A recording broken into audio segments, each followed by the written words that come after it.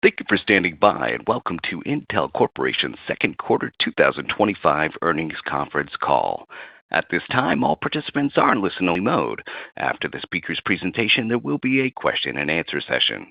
To ask a question during this session, you'll need to press star 11 on your telephone. If your question has been answered and you'd like to remove yourself from the queue, simply press star 11 again. As a reminder, today's program is being recorded. And now I'd like to introduce your host for today's program, Mr. John Pitzer, Vice President, Investor Relations. Please go ahead, sir. Thank you, Jonathan, and good afternoon to everyone joining us today. By now, you should have received a copy of the Q2 earnings release and earnings presentation, both of which are available on our investor website, intc.com. For those joining us online today, the earnings presentation is also available in our webcast window. I am joined today by our CEO, Lip-Bu Tan, and by our CFO, David Zinsner. Lip-Bu will open with comments on our second quarter results, as well as provide an update on our strategy and priorities. Dave will then discuss our overall financial results, including third quarter guidance, before we transition to answer your questions. Before we begin, please note that today's discussion contains forward-looking statements based on the environment as we currently see it, and as such, are subject to various risks and uncertainties. It also contains references to non-GAAP financial measures that we believe provide useful information to our investors. Our earnings release, most recent annual report on Form 10-K, and other filings with the SEC provide more information on specific risk factors that could cause actual results to differ materially from our expectations. They also provide additional information on our non-GAAP financial measures, including reconciliations where appropriate to our corresponding GAAP financial measures. With that, let me turn things over to Lip-Bu. Thank you, John, and let me add my welcome. We had a solid Q2 with revenue above the high end of our guidance. This reflects strong demand across our business and good execution by the team. As expected, headline profitability was impacted by several one-time items and impairments. But I am pleased by the underlying operating performance in the quarter, even as we have more work to do. Dave will go through our detailed financials shortly. Today, I want to provide you with updates on 4 major initiatives where we have started to make progress and will continue to focus in coming quarters. Our organization and culture, our foundry strategy, our core x86 franchise, and our AI strategy. First, on organization and culture. Over the last 3 months, I have completed a systematic review of every organization and function reporting to the CEO. These reviews included detailed analysis of headcount, skill sets, spending, site distribution, executive population, and restructuring plans. We have much work to do in building a clean and streamlined organization, which we have started in earnest and it remains an area of focus for me during Q3. Our goal is to reduce inefficiencies and redundancies and increase accountability at every level of the company. As mentioned in our Q1 earnings call, we need to right-size and scale back the company while ensuring that we are retaining our best internal talents and hiring the best external talents from industry and universities. During Q2, we completed the majority of the actions needed to achieve our year-end target of 75,000 employees. These were hard but necessary decisions, and we reduced management layers by approximately 50% in the process. We are on track to implement our return to office mandate starting September.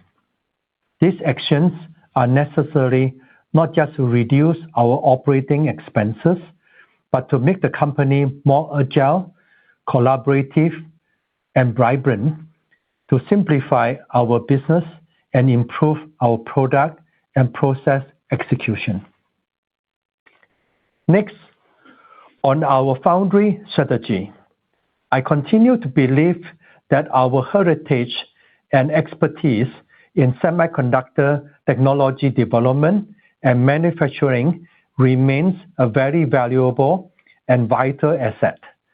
I also fully appreciate the strategic importance of the U.S. domicile semiconductor manufacturing. Transforming this unique asset into a robust foundry business requires us to take a systematic approach and act from the position of strength. The foundry business is a service business that relies on foundational principle of trust. We need to demonstrate to our customers that we can deliver wafers on time with high quality, reliability, and yield, that we can manufacture their products at scale. We need to have process and packaging technology that is not only competitive, but more importantly, is designed to meet the needs of our customers. In addition, we also need to develop a rich and diverse ecosystem of IP and EDA partners who will enable our customer to seamlessly design chips using our process. And finally, perhaps most importantly, we need to build capacity smartly and carefully on a schedule that meets the needs of our customers and supports the economics of our business. This approach is fundamentally different than the path we have been on for the last 4 years. Unfortunately, the capacity investment we made over the last several years were well ahead of demand and were unwise and excessive. Our factory footprint has become needlessly fragmented. Going forward, we will grow our capacity based solely on the volume commitments and deploy CapEx lockstep with the tangible milestones and not before. As part of this new financial discipline, we have decided not to continue with our manufacturing projects in Germany and Poland. We also plan to consolidate our assembly and test operation in Costa Rica into larger existing sites in Vietnam and Malaysia. And we will further slow the pace of construction in Ohio to ensure our spending is aligned with market demand. Importantly, based on the progress we have already made in Ohio, we have flexibility to accelerate work as needed to meet customer needs. Turning specifically to process technology development, on Intel 18A, we will continue to make steady progress on our yield and performance targets. Intel 18A is the foundation of at least next 3 generations of Intel client and server products, and we remain committed to ramping this technology to scale. Intel 18A and Intel 18AP are critical nodes for Intel products and will drive meaningful wafer volumes well into the next decade. Our foundry and products teams remain focused on enabling Panther Lake to launch this year. Once we get our own product ramping in high volume, we will be in better position to attract external customers to this technology. The Intel 18A family is also important as we continue to advance our work for the U.S. government within the Secure Enclave programs, as well as for other initial committed customers. On Intel 14A, the foundry technology team is continuing to focus on the basic building blocks, technology definitions, and transistor architecture, process flow, design enablement, PDKs, foundational IPs, and test chips to validate and improve performance and defect density. Designing 14A at its inception as a foundry node from the ground up better positions us to meet specific customer requirements and address a broadened segment of the market. This work is being driven and informed by direct input from large external customers and from our own internal products teams. A key aspect of prudently pursuing our foundry ambition is also making sure we maintain sensible optionality for our internal product teams. They will continue to work closely with both internal and external foundry partners. They will do their homework and make process and supplier decisions based on what is best for our end customers against criteria of performance, cost, yield, and time to market.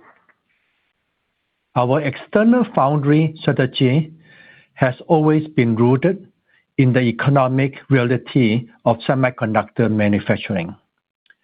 Up to and through Intel 18A, we could generate a reasonable return on our investments with only Intel products.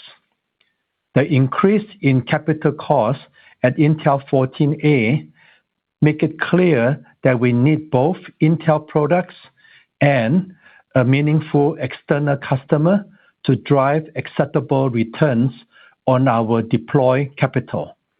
And I will only invest when I'm confident those returns exist. I'm intimately familiar with the foundry and fabless ecosystem, having helped create it over the last 2 decades. I'm using that experience to put our Intel foundry on a more solid footing for the future. I will do so while being prudent with our capital and ensure we can deliver attractive returns on the investment we make. I do not subscribe to the belief that if you build it, they will come.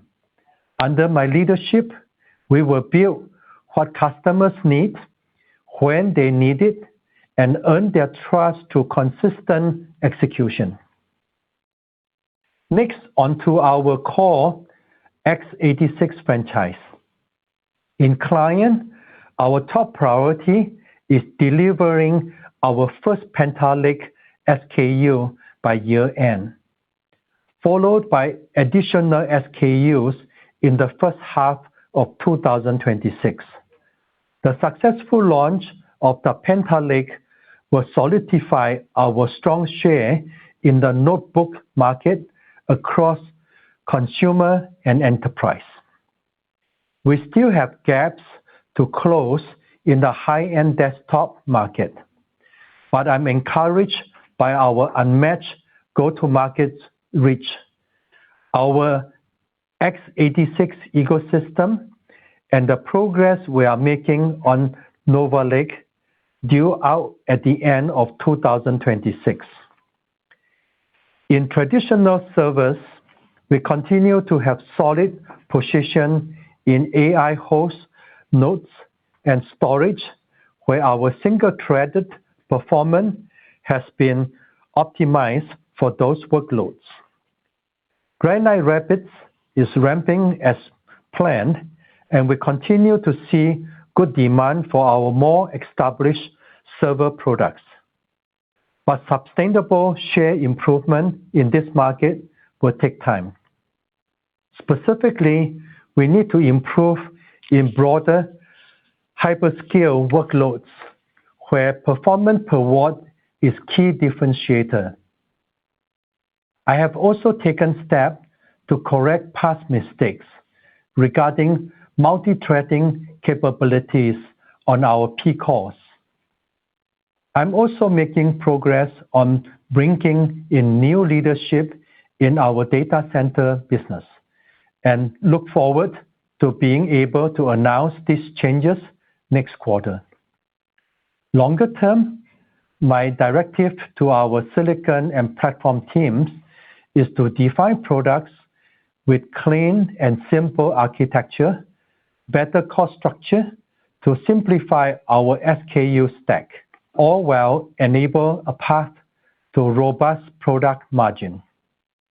I'm also instituting a policy where every major chip design need to be personally reviewed and approved by me before tape out. I have already begun this process. This discipline will improve our execution speed and move up towards a first-time right mindset while also saving development costs. Finally, turning to AI, in the past, we approached AI with a traditional silicon and training-centric mindset without a cohesive silicon systems, software, stack, and strategy. While we do need to build and consolidate upon our silicon franchise based upon our x86 CPU and our Xe GPUs, we recognize the need to move up the abstraction stack into system and software. This is the area where Intel has traditionally been weak or entirely absent. But we intend to incubate and grow these important skill sets and capabilities under my leadership. This will take time, but it will be vital for Intel to stay relevant in the next wave of computing. In addition, we see the AI market continuing to evolve, and we are concentrating our effort on areas we believe we can disrupt and differentiate, like inference and agentic AI.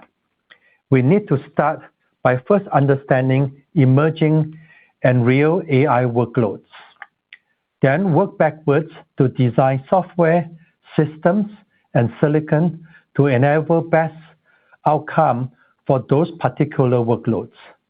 We will strive to become the compute platform of choice, but we will also work towards a full-stack AI solution, and I look forward to sharing more on our strategy in the coming months. Underpinning all of these efforts is a strong focus on improving our balance sheet. We continue to maintain solid liquidity, but despite meaningful capital spending offsets, our last full fiscal year of positive adjusted free cash flow was 2021. This is completely unacceptable.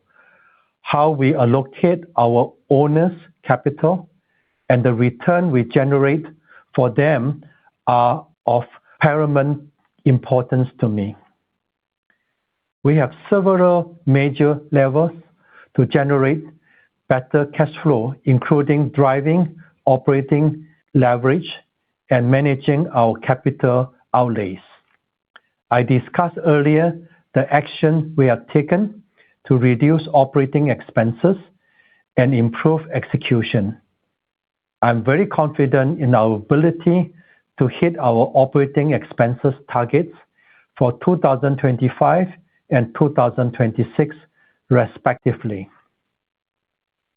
We have already lowered our CapEx guidance from the beginning of the year by roughly $5 billion year to date, while purchasing commitments make further reduction in 2025 difficult.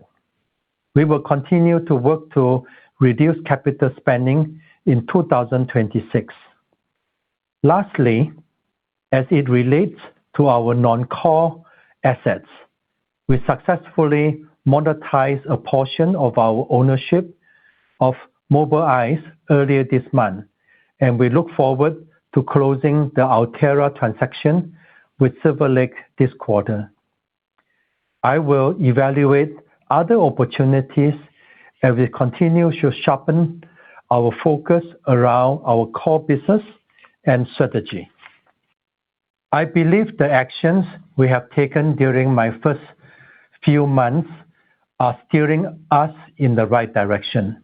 That said, I also know that turning the company around will take time and require patience. We have a lot to fix in order to move the company forward, and I'm determined to drive the changes necessary to improve our performance.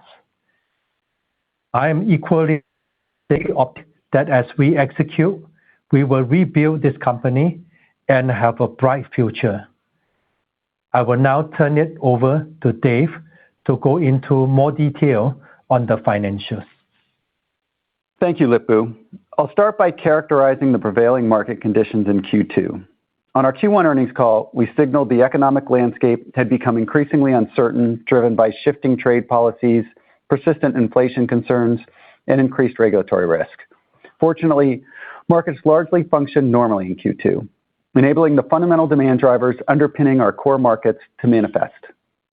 In client, we saw continued solid demand driven by the end of service for Windows 10 and the aging COVID-era installed base. In addition, AI PCs continued to grow as a percentage of our mix. On the traditional server side, we saw hyperscalers and enterprises continue to refresh their CPU installed base to take advantage of our newer products with better performance within a lower power envelope. Both dynamics underscore the durable demand within our two largest markets and the enduring strength of the x86 ecosystem. Second quarter revenue was $12.9 billion, coming in above the high end of our guidance range, driven by strength across client and data center. Similar to comments we made in Q4 and Q1, we think it's likely Q2 revenue benefited from customer purchasing behavior to mitigate tariff uncertainty, although it continues to be difficult to quantify. Turning to non-GAAP gross margins and EPS, last quarter we indicated that incremental costs associated with our spending reduction plan would likely impact non-GAAP gross margin. But since those costs were not yet calculated, they were not included in our Q2 gross margin and EPS guidance of 36.5% and break-even respectively. As such, we recognized approximately $800 million of non-cash impairment and accelerated depreciation charges related to excess prior generation tools for which we couldn't find reuse, and approximately $200 million of one-time period costs. These charges resulted in Q2 gross margin of 29.7% and EPS of -$0.10. Excluding these charges, our second quarter non-GAAP gross margin would have been 37.5%, and non-GAAP EPS would have been $0.10. Both results ahead of our Q2 guidance. Beyond those costs, we also were impacted by $1.9 billion of charges that are excluded from our non-GAAP results. The large majority of those charges are associated with the severance for our headcount reduction aligned with our restructuring plan. We expect the principal cash cost associated with the restructuring charges to land in Q3 '25. While difficult, these decisions have us firmly on track to meet our calendar year 2025 and calendar year 2026 OpEx targets of $17 billion and $16 billion respectively. Q2 operating cash flow was $2.1 billion, with gross CapEx of $4.5 billion in the quarter and net CapEx of $3.1 billion, resulting in adjusted free cash flow of -$1.1 billion. We have $21.2 billion of cash and short-term investments and remain focused on beginning the process of delevering this year as cash from operations continues to improve. Moving to segment results for Q2, Intel Products revenue was $11.8 billion, up slightly sequentially and above our expectations across client and server. I was pleased by the team's ability to support revenue upside in the quarter as capacity for Intel 7 remains very tight. CCG revenue was up 3% quarter-over-quarter and above our expectation, with continued PC refresh demand and upside in edge deployments. Within the quarter, CCG launched a number of AI PCs with key OEM partners, announced the expansion of its Arc GPUs for AI use cases tailored to inference and professional workstations, and made its OpenEdge platform code available to the developer community, all in support of the growing opportunity for us to compete as AI inference moves to the edge. DCAI revenue was down 5% sequentially, but above expectations, driven by variability in hyperscale demand, partially offset by continued strength in host CPUs for AI servers and storage compute. In addition, we saw upside to plan on the continued ramp of Xeon 6 codenamed Granite Rapids. In Q2, DCAI launched 3 new Xeon 6 processors with Priority Core Turbo technology to boost AI workloads. One of these Xeon 6 SKUs was selected as the host node for NVIDIA DGX B300 AI accelerated systems, and the Imperial College London chose Xeon 6 to power its latest HPC supercomputer, demonstrating Xeon remains the CPU of choice for AI workloads. Operating profit for Intel Products was $2.7 billion, 23% of revenue, and down $250 million quarter-over-quarter, principally driven by the period costs I highlighted earlier. Intel Foundry delivered revenue of $4.4 billion, down 5% sequentially and above expectations on better than forecasted output of Intel 7 wafers and increased advanced packaging services.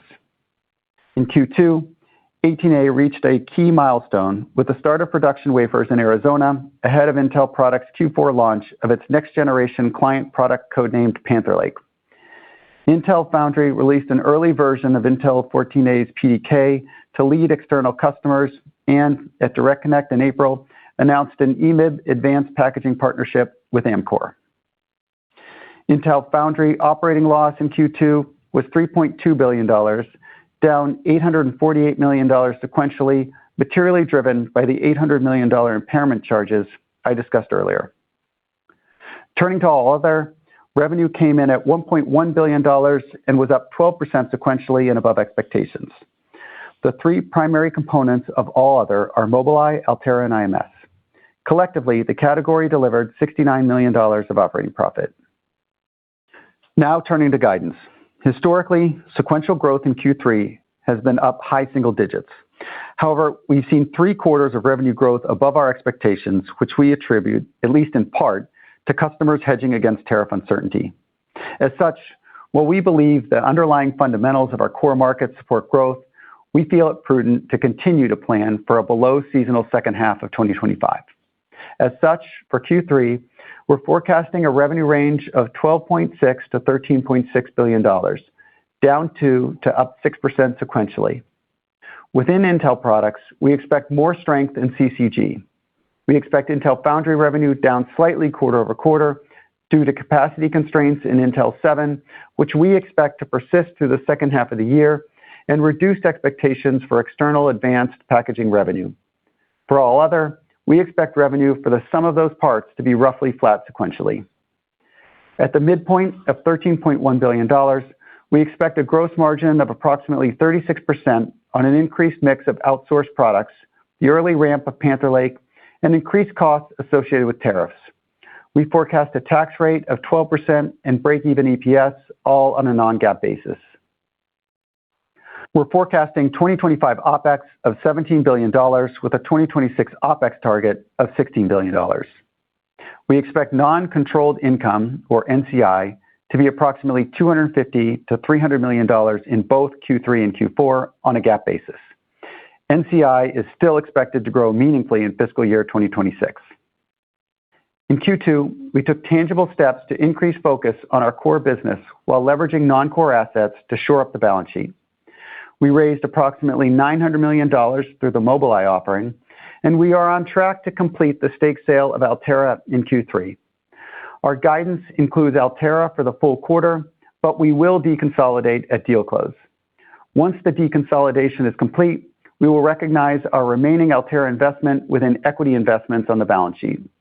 On the income statement, we will recognize our proportional share of Altera's net income on a 1-quarter lag through gains and losses on equity investments net, which is excluded from our non-GAAP results. As a result, it is likely our Q3 non-GAAP results will reflect only a portion of the financial results for Altera. Moving to CapEx. We anticipate 2025 gross capital investment will be approximately $18 billion and forecast $8 to $11 billion for net CapEx. Better utilization of our construction in progress will allow us to deploy more overall CapEx in 2025 than in 2024, and we expect the improved utilization to continue in 2026, resulting in lower gross and net CapEx next year. Beginning the process of delevering our balance sheet in 2025 remains a top priority for us. I'll wrap up by saying Q2 operationally was the third consecutive solid quarter, reflecting our commitment to maintain a high say-do ratio, closely manage what's in our control, and react quickly as the environment evolves. I have confidence that the strategic priorities we've established are the right ones, and I'm optimistic about our ability to execute on them while acknowledging there are no quick fixes. With that, I'll turn over to John to start the Q&A. Thank you, Dave. We will now transition to the Q&A portion of our call. As a reminder, we ask each of you to ask one question and a brief follow-up question where applicable. With that, Jonathan, can we take the first question, please? Certainly. And our first question for today comes from the line of Ross Seymore from Deutsche Bank. Your question, please. Hi, guys. Thanks for letting me ask a question. Lip-Bu, the first one's for you, and thank you for walking through the strategic details that you're putting into place. It seems like fixing the foundry side is based on trust, as you said before, and that trust seems to have its origin in fixing the x86 side of the business. So I guess my question is, how fast can you fix that? I know you are having to sign off on every tape out, but is the trust that 18A can ramp dependent upon Nova Lake and Diamond Rapids? Or are we talking 2027, 28? What are the sort of steps we need to see to build that trust in your x86 business so that the foundry business can ramp? Ross, thank you so much for a good question. First of all, we focus on the 18A. So far, the last 2 months, I have twice a week review with the team, and we make steady progress on our technology towards the yield, performance target, and reliability. So I think, as you mentioned, 18A is a foundation for at least 3 generations of our Intel client and server business products, and we are committed to ramp that. And so far, give me the confidence is we're engaging with external ecosystem partners to help us to look at the yield and how can we improve. And that in the past, we didn't engage that. So I really see that the feedback from the partners that, hey, the culture, the intensity for our team is really focused on the yield performance, and that really like the attitude on that. So far, I think give me a lot of confidence that we can launch our Panther Lake SKU by the end of the year. And also, I think the external customer include the secure enclave with the U.S. government. And then with the sufficient internal volume, and then show the good progress, then we can have a better attraction to our external customer. So I think this is a process to kind of build the trust with the customer. They can count on us on the reliability, the yield, and we can deliver on time, on scale to really supporting them. And then they're going to just put the resources on their revenue based on our foundry. So there's a lot of responsibility for us to deliver with high quality. That's something that I feel very committed, and we like what I see. It gave me a lot of more confidence. Ross, do you have a follow-up question, please? I do. One potentially a little nearer term for Dave on the gross margin side. You mentioned that the gross margin was guided down a bit sequentially for a couple different reasons. Can you dive a little more deeply into those? And perhaps more importantly, just what do you see as the tailwinds and headwinds to gross margin as we look, say, into next year? I know you're not going to guide it specifically, but just some of the puts and takes would be great. Thank you. Yeah. Okay. Thanks, Russ. Let's just delve into the gross margins for the third quarter. I'd say the predominant driver of the lower gross margins in the third quarter is Lunar Lake. We expect a pretty significant ramp in Lunar Lake in the third quarter. And, I've made this comment, I think, multiple times on calls, but It's got the memory in the package. We kind of pass it on at the same cost we bought it, and that really has a negative impact on the way the gross margins look, optically. As we mix higher to Lunar Lake, that's obviously going to be a headwind to us in terms of gross margins, as expected, but perhaps having a little bit more of a significant transition from 2Q to 3Q. We thought we'd have probably more volume in 2Q. The second big driver of gross margins is the ramp that Lip-Bu just talked about of Panther Lake. Obviously, we're in the early stages of the maturity of Panther Lake, so the cost per wafer is going to be higher, and so that is going to drive some headwinds. Obviously, as Lip-Bu said, yields improve, more importantly, volumes increase. That reduces the cost, and so that will transition to a tailwind ultimately. I think next year, the big benefit for us is this significant ramp in Panther Lake, given that we're bringing a fair amount of wafers back inside, so that drives a lower cost, and we get the better cost structure of Panther Lake showing up with the higher volumes. That's clearly going to be beneficial to us in terms of gross margin. That said, a lot of this will be determined on mix, and we'll have to see how things play out through next year in terms of the mix. The last thing I'd say, and maybe this is even a little bit more longer term than you asked the question, Ross, is the way we think about foundry. As we ramp more leading edge nodes, that is going to be a benefit to us in terms of gross margins. We think foundry gross margins will expand next year, and that will be a continuing story out for several years.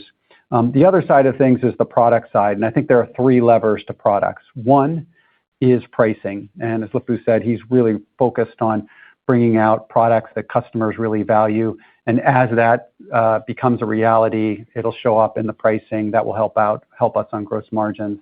The second is the cost structure, and Lip-Bu's also really focusing on cleaner designs, simpler designs, driving more efficient use of silicon and so forth. As we get better cost structure as well over time, and there are products on the roadmap that already have it, even as POR, we'll see improvement in gross margins.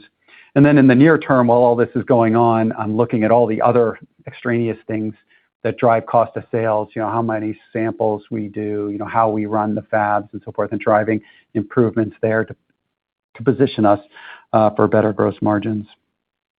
Ross, thanks for the question. Jonathan, can we have the next question, please? Certainly. Our next question comes from the line of Timothy Arcuri from UBS. Your question, please. Thanks a lot. Lip-Bu, I wanted to ask about the foundry strategy. You did add a bunch of risk factors and language on 14A that kind of seems to leave the door open to kind of walking away from its development. And I know you did talk about some of that, but if I'm an outside customer and I'm looking at your roadmap and I see this, hedging on 14A, why would I engage? I guess, how do you sort of marry the hedging on 14A development with trying to build an external foundry business? I guess, I kind of read it as maybe a hard pivot away from foundry and doing what's right for the product business, but can you sort of talk about that? Yeah, very good question. So I think on the 14A, first of all, I think the team is laser focused on building up the basic building blocks, technology, definition, transistor architecture, process flow, design enablement, PDK, and foundation IP, and the test chip to verify and improve the performance and the defect density. Saying that, clearly, we learned quite a lot on the mistake we make on the 18A, and now we apply into the 14A, so I think we learned a lot. And secondly, we also reach out to the outside, the partners to helping us with show them the data and how can we improve the yield and per month, and so that we can drive that. Give me a lot of confidence we can get there. But even more important, we're engaging with customers. They're going to enable us, and then with clear milestone to execute in terms of process development and with PDK, with all the different IP that we need to really put it together. So I think that gave me a lot of more confidence that this time we have customer are engaging early enough in the inceptions, and also we learn from our mistake, and we can learn quicker and then get a better result. So I think all in all, I think I give a lot of more confidence. The team is laser focused, and the feedback from the partners and the outside is that, wow, Lip-Bu, the culture is changing, and you guys are really focused on the yield and rather than just performance. So I think that part will be able to enable us. Plus, the other part is we really engage with all the external EDA and IP provider, make sure that we have the whole program together to do the pattern matching for the customer. And the good news is customers are excited. The 14A is a process node, but clearly I will make sure that until I see the internal customer, external customer volume commitment before I put CapEx into the operation. So that is something that you have to meet my requirement in terms of performance and yield. It's a lot of responsibility to be serving our customer, make sure that we can deliver the result, consistent, reliable result to them so that their revenue can depend on us. Tim, do you have a quick follow-up question? I do, yeah. I guess I just kind of wonder how an external customer would continue to be engaged. But the question really is for Dave. So Dave, you talked about CapEx coming down next year. What is maintenance CapEx? Like, how much can you cut CapEx next year? Could you take like $5 billion out of gross CapEx next year? If you can give some sense on that, thanks.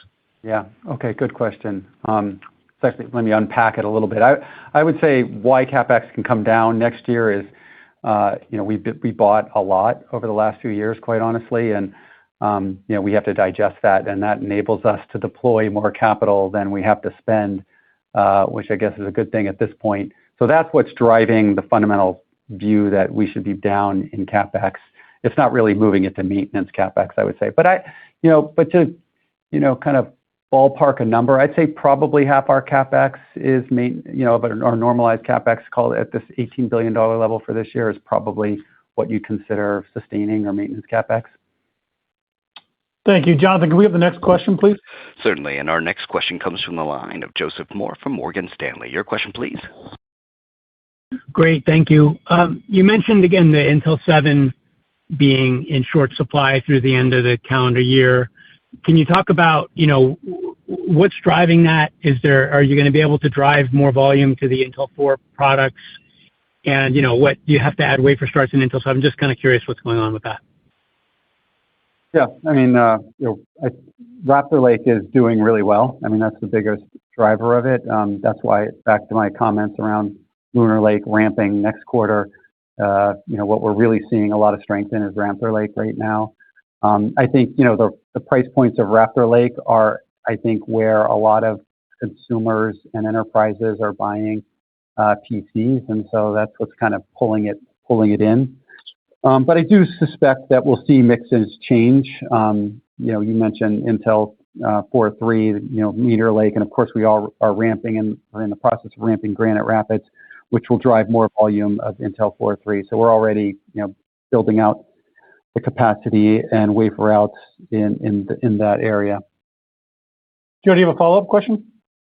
Yeah, I do. Coming back to the CapEx, I mean, you still have the large amount of construction in progress that hasn't yet been productively employed. Are you going to be able to get full value out of that? I know there was a shelf-first strategy. Is it going to continue to persist that there's a large amount of that, or will you start depreciating that at some point? Yeah, there was a big chunk of it that was Arizona, actually, and we actually flipped that at the beginning of this quarter. So that's all, obviously already ramping on 18A. So we actually saw it come in. I think it was north of 50 at the end of 2Q, 50 billion, and I think we're at this point now down into the kind of mid to high 30s. So we've made a significant move in the right direction. Construction in progress or assets under construction is a mix of equipment and buildings. And so the other thing that we're doing is trying to use more of that. And so that will also bring the number down. So we should have a steady improvement in that number through the rest of this year. And the goal is to kind of drive it down further next year. That said, we are going to want to continue to have optionality on fab white space. And that's, while we are slowing down Ohio, we're not stopping Ohio. So we're going to continue to make investments, and there will be assets under construction or construction in progress on our balance sheet to make sure we have flexibility as the demand drivers change. Thanks, Joe. Jonathan, can we have the next question? Certainly. Our next question comes from the line of Benjamin Reitzes from Melius. Hey, guys. Thanks for the question. Wanted to ask about servers. I may have missed it, but what's the trend you're expecting into the third quarter? What are your thoughts about share losses there and when perhaps those dissipate a bit, into the following year? Let me take. Okay, so I'll take. We're not giving out the guidance by business unit. We're roughly up a little bit. We'll have to see how things play out between servers and CPUs. As far as share goes, obviously, we're not where we want to be in terms of a competitive portfolio, and that's what Lip-Bu is really focused on improving. That said, Granite Rapids is a better part. Diamond Rapids, the next part, will be a better part. So we think we continually improve our relative competitive position, but to really be where we want to be still takes some work. I think the great thing about it is we actually have held share relatively well, despite our position in the market in terms of performance. And I think it's a good testament to the x86 ecosystem and the strength of that, and our particular capabilities in the x86 system in terms of the ecosystem that we provide and to our customers. Ben, do you have a follow-up? Yeah. I was wondering if Lip-Bu would mind expanding on his commentary around the AI strategy. Obviously, you're going to be updating that at some point, if you don't mind clarifying when that will be. But are you inferring that you have a GPU-centric strategy or something else? And how should we be thinking about how you're going to attack that market? Thanks. Yeah, very good question. So I think we're going to unfold our AI strategy in the months to come. But let me just share with you, I think we're going to look at it from where are we going to target and focus. And, first of all, is the inference side and also the agentic AI. And that is really taking off. And we want to provide that interception on that. And then we're going to take a different approach. We're going to look at the whole system, software to the silicon, and then drive the performance. And then the agentic AI is very important, is the accuracy and speed. So I think with all this AI, compute is going to be even more intensive. But the workload is a little bit different. So we want to look at how can we intercept using our franchise of x86, and then with the accelerator, and then somehow drive that whole, become the compute platform of the future. And so those are the things that were in the drawing board. We are working on it, and then we will share with you when we are ready. And so far, the engagement with customers, they love what we are. And basically, we have to put the team, and we're delighted we add on a few team members come on board. And also, we're going to focus on adding more software talents. So in a way that we can really drive some of this opportunity and be a player in this opportunity. Ben, thanks for the question. Jonathan, can we have the next question, please? Certainly. Our next question comes from the line of William Stein from Truist Securities. Your question, please. Great. Thank you for taking my question.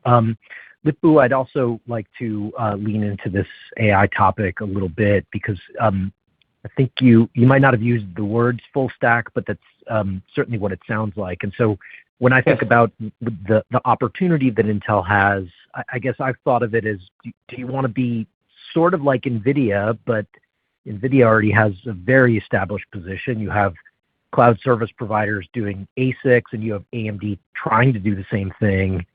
So it sounds almost like you're aiming to be the third or arguably the fourth supplier in a market where, there's really only two successful and so far, NVIDIA and some of its customers.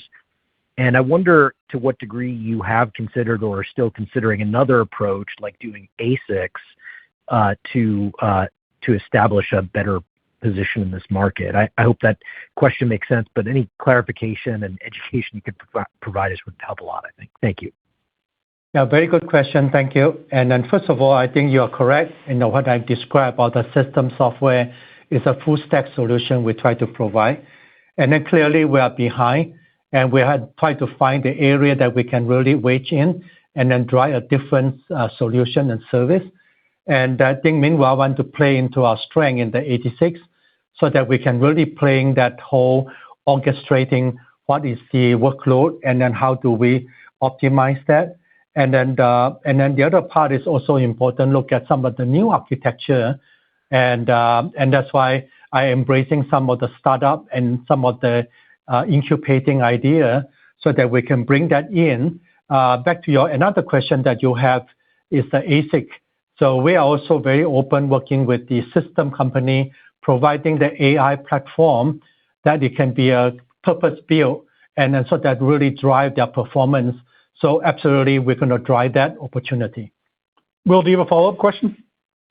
Yeah, I'd like to maybe just ask about the write-downs in the quarter. It sounds like that was equipment, but I wonder if there was any inventory in that as well, and maybe any clarification on what you're writing down to the degree you think it would help us. Thank you. Okay, yeah. We did have inventory write-downs, but we weren't isolating that. That's just part of the normal cost of sales roll-up. This particular write-down that we're isolating mostly was around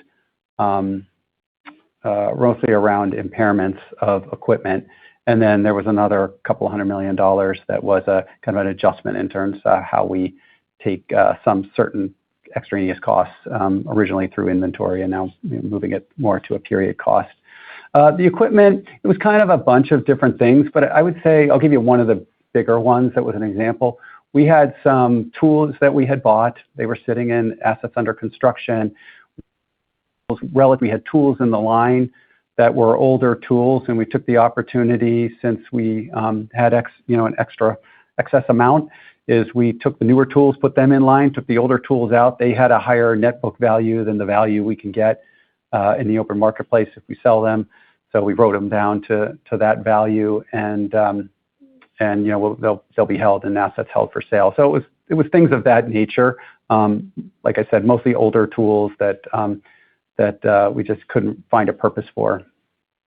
Thanks, Will. Jonathan, can we have the next question? Certainly. Our next question comes to the line of Stacy Rasgon from Bernstein Research. Your question, please.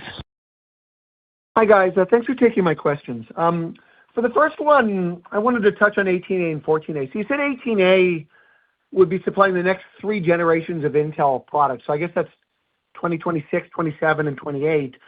So I guess that would suggest 14A, if it comes out, would be 2029 at the earliest. I guess, number one, is that timing correct? And then, just within that, given the plans, at least the contingency plans to maybe not do 14A, I mean, I guess this suggests that if 14A dies, does the foundry strategy die with it? And can you run a sustainable business just on internal volume with 18A and increasing outsource if 14A doesn't do what it needs to do? Stacy, is a good question. So first of all, I think as I mentioned earlier, 18A is important to us for the 3 generation of internal product. And then when we're ready, then we can go outside with more confidence to get a customer to support us. And then on the 14A, same as the A14 from TSMC, the timing is all in the 28, 29. So there's no different, no change. And clearly, we're laser focused on the process technology with the 2 engaging customer, and with clear milestone to deliver. And then clearly, I think we're going to learn a lot. And then we're not going to put any CapEx until we see the yield performance and also our internal customer and external customer feedback and the volume commitment. Then we'll put the CapEx in. And so the perception will be very clear. We are committed to the foundry business. And then meanwhile, we're going to be very disciplined in our CapEx deployment, make sure that we see the volume, see the customer commitment, then we deploy. Maybe I'll just add one more thing. If I understood the last question, can you still do 18A, I think is what you said. We actually won't get to peak volumes on 18A until probably the beginning of the next decade. So this is going to be a node that we use for a very long time, and we're expecting a really good ROI on it. We largely are calculating that based on the internal uses for it, given that most of that is coming internally in the near term. I would say I wouldn't write off 18A as potentially getting external customers at some point. We probably won't get a lot in wave 1 as it seems, but there will be multiple waves, and 18A will find different use cases over time, and there'll be more opportunities for us to attract external customers after we do so much improvement in terms of performance and yield on our own products. Stacy, do you have a quick follow-up? I do, thanks. I want to ask about the CapEx. So you talked about sustaining CapEx at like 50% of the current level, which would be like $9 billion, I guess. Should I be thinking about that as a plausible scenario for next year? I mean, if I take the current like run rate for this year, like the gross CapEx in the first half and $18 billion for the year, it suggests like a quarterly run rate of, I don't know, $3.6 billion, be something like $14.5 billion for the year. I guess I'm trying to figure out like what's a plausible number for where you might land next year, given what you see. Is $9 billion actually on the table, or is it closer to 14, or like what do you guys actually have in mind? Yeah, fair question, Stacy.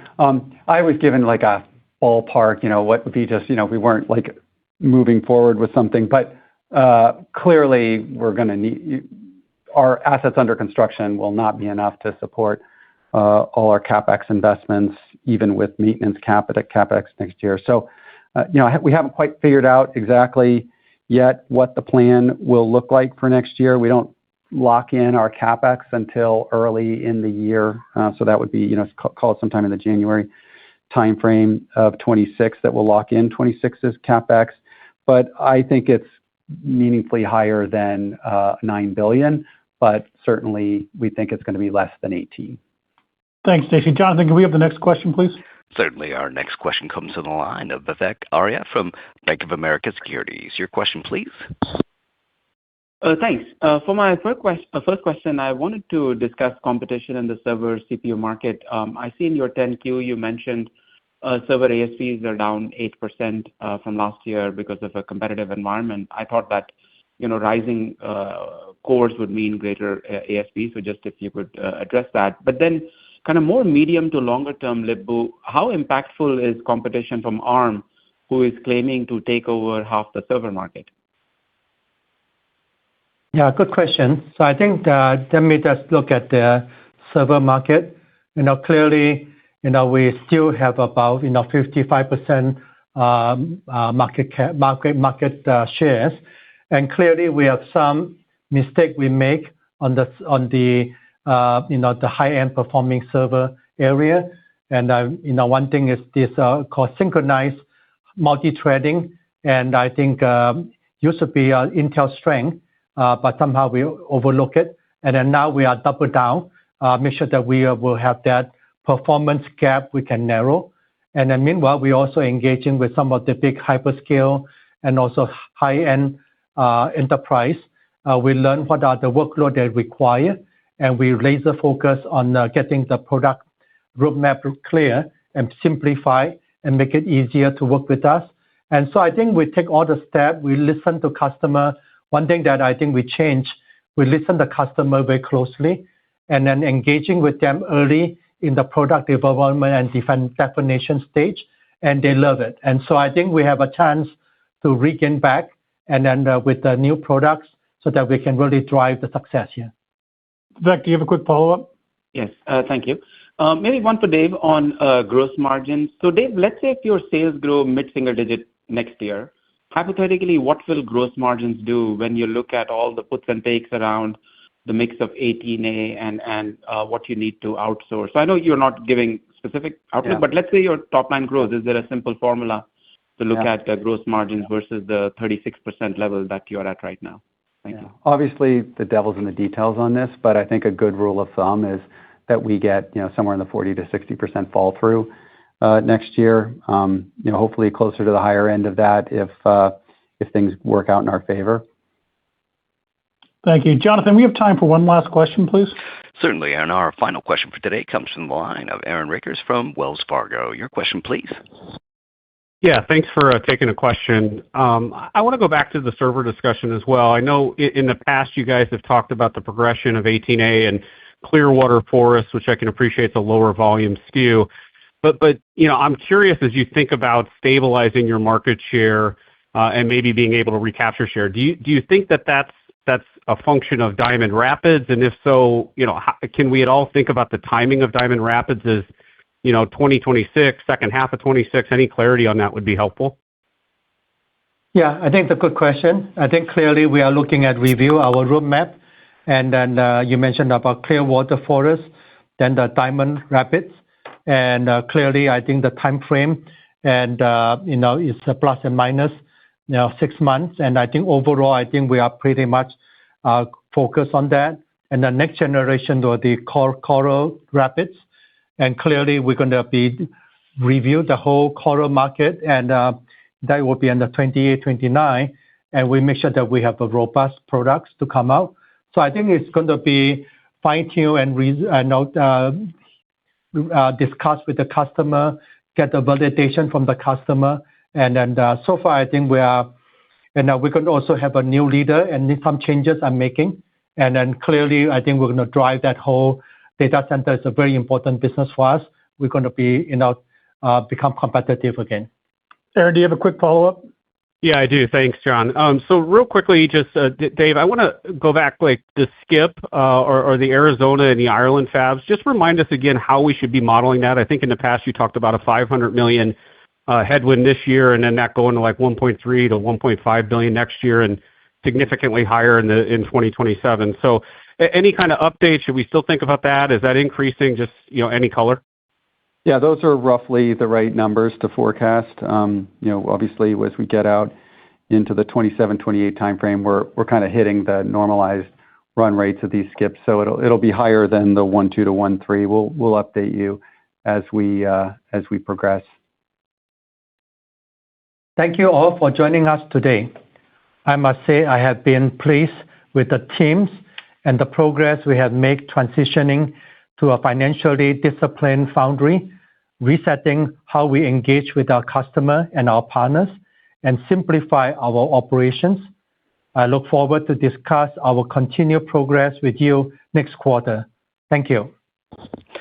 Thank you, ladies and gentlemen, for your participation in today's conference. This does conclude the program. You may now disconnect. Good day.